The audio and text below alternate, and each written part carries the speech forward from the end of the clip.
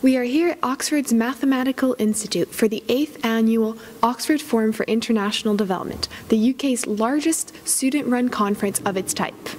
Throughout the weekend, students have the opportunity to engage with the issues of development, providing a unique framework for fruitful interaction and debate with world-class experts.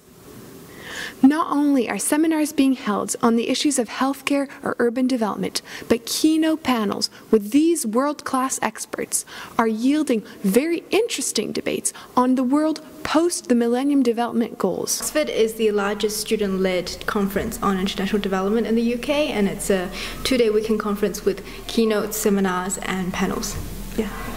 So why did you choose the Millennium Development Goals as the main focus of the conference? Well, the Millennium Development Goals expired this year, so it makes a lot of sense to have a look at how far we've come and how much more we've got to do and what the new goals should be for the next millennium. And so how did you choose the speakers? So I was in charge of mainly the keynote speakers for this conference, and a lot of it is, firstly, you start off with spamming everyone who you think would be great to listen to at a conference like this, and then it's a matter of trying to put people together so that you have quite a variety of people, so from international organizations, from charities, from political backgrounds, to try to get a good mix of different flavors of speakers. So I'm really interested in education, and I did quite a bit of research into kind of different forms of education in international development in a more specific ways. So I found someone great who works on low-cost private schools, and obviously that's kind of controversial in itself, but also really interesting. And someone else who works on education, stability in conflict zones, and obviously stuff like that with civil wars happening around the world, I think is really important for like the future of people. And I think you can see the passion and research that has gone into picking the speakers, and I think hopefully the passion when they speak themselves. So I am here with Dr. Kingsley Moghalu, the former Deputy Governor of the Central Bank of Nigeria. Thank you very much for taking the time to answer our questions. My first question is, what do you think are the greatest challenges facing sub-Saharan Africa today? I think the great challenge that is facing Africa, sub-Saharan Africa today is to fashion out a very clear worldview of itself in the world and the path the continent should take to achieve economic transformation.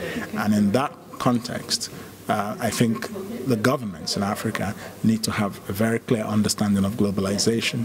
They need to have a very clear understanding of capitalism and free enterprise as a path to development. I think, one of the best ways in which the Western world can support Africa is to actually find a different way to engage with the continent in a way that supports the genuine aspirations of Africans, but creates a win-win situation for both Africa and the West.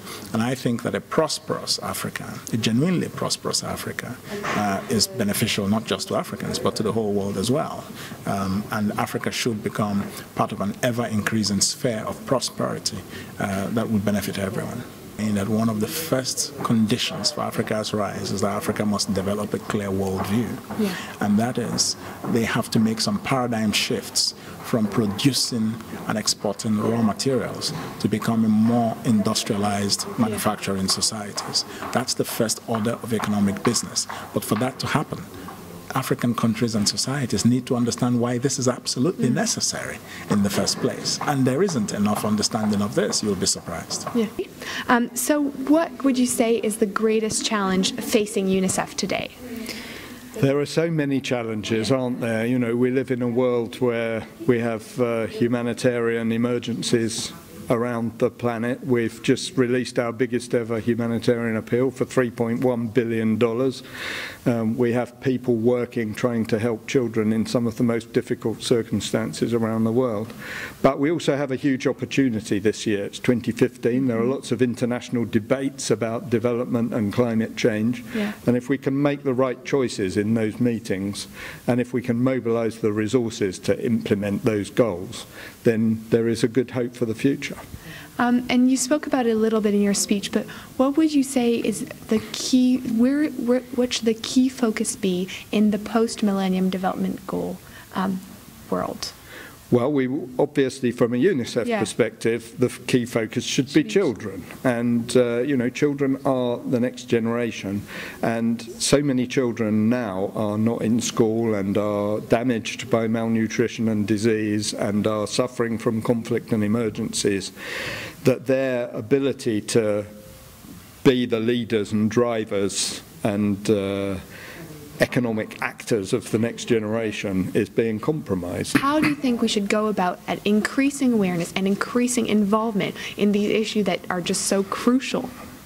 We need everybody to be involved, and people need to understand that they can make a difference. And this is my main message today, is if you care, do something, take action. You can make a difference. Every individual, every one of us has a responsibility for making the world in which we live and which our children and grandchildren are going to live a better place. And we can all do something, and we all must do something.